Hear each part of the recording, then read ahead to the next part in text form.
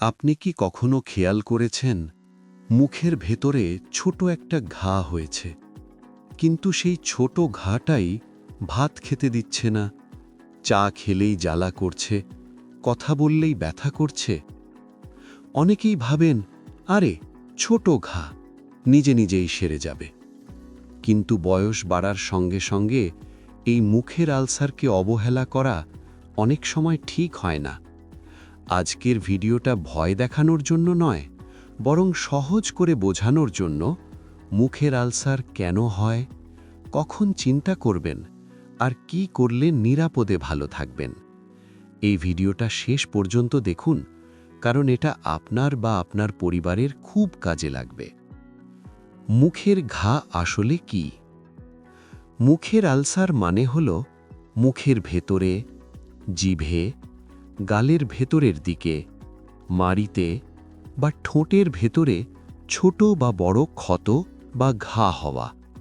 এই ঘাগুলো সাধারণত সাদা বা হলুদ রঙের হয়, চারপাশে লালচে থাকে, খাওয়া দাওয়ায় ও কথা বলায় ব্যথা দেয়। বয়স্ক মানুষদের ক্ষেত্রে এই সমস্যাটা একটু বেশি দেখা যায়, কারণ শরীরের প্রতিরোধ ক্ষমতা তখন আগের মতো শক্ত থাকে না। কেন এই সমস্যা হয়? এখন আসুন খুব সহজ করে কারণগুলো বুঝে নিই।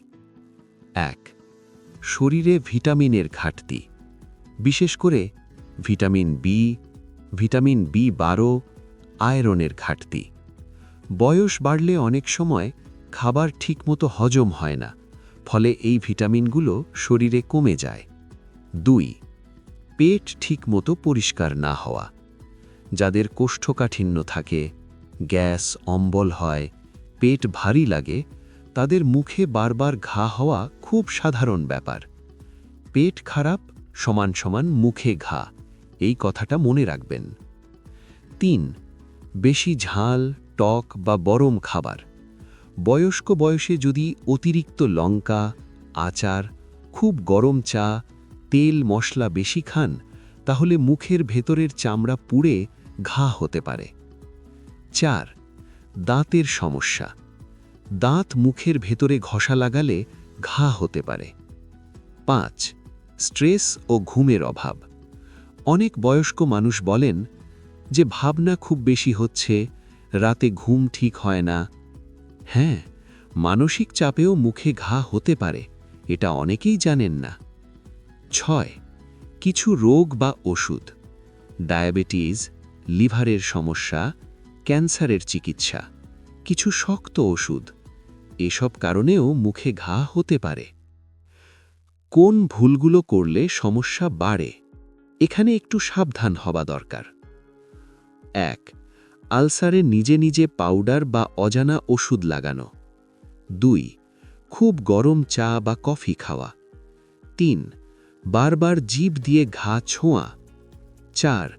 ধূমপান বা তামাক ব্যবহার। ৫. দাঁত পরিষ্কার না রাখা। এই ভুলগুলো করলে ছোট আলসারও বড় সমস্যায় পরিণত হতে পারে। কি করা উচিত? এখন আসি সবচেয়ে গুরুত্বপূর্ণ অংশে। ১. মুখ পরিষ্কার রাখুন। দিনে ২ বার নরম ব্রাশ দিয়ে দাঁত পরিষ্কার করুন, কঠিন ব্রাশ ব্যবহার করবেন না। ২. লবণ জলে কুলি করুন।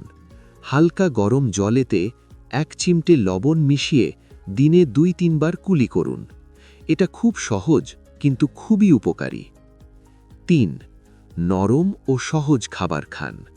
ভাত, ডাল, সেদ্ধ সবজি, এই খাবারগুলো মুখের জন্য আরামদায়ক।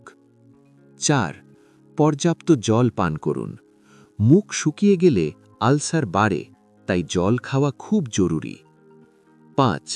ভিটামিনের দিকে নজর দিন। খাবারে রাখুন শাকসবজি, ফল, দুধ, ডাল। প্রয়োজনে ডাক্তার দেখিয়ে ভিটামিন সাপ্লিমেন্ট নিতে পারেন। মধু ব্যবহার। পরিষ্কার আঙুল বা তুলো দিয়ে দিনে ২-৩ বার ঘায়ে মধু লাগান। এতে ব্যথা কমায়, ঘা দ্রুত সারাতে সাহায্য করে। কখন অবশ্যই ডাক্তারের কাছে যেতে হবে? এই বিষয়টা খুব মন দিয়ে শুনুন। ১. যদি আলসার ১০-১৪ দিনের বেশি থাকে। ২.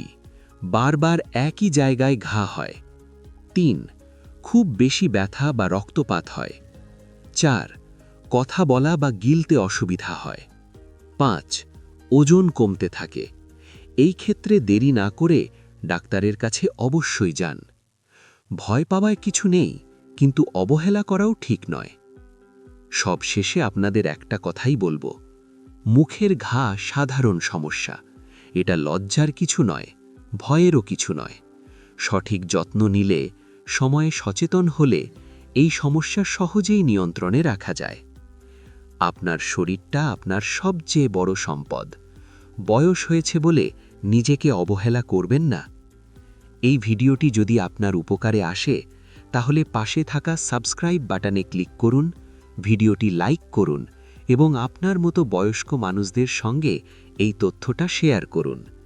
আমি আবার আসব আরও সহজ স্বাস্থ্য পরামর্শ নিয়ে।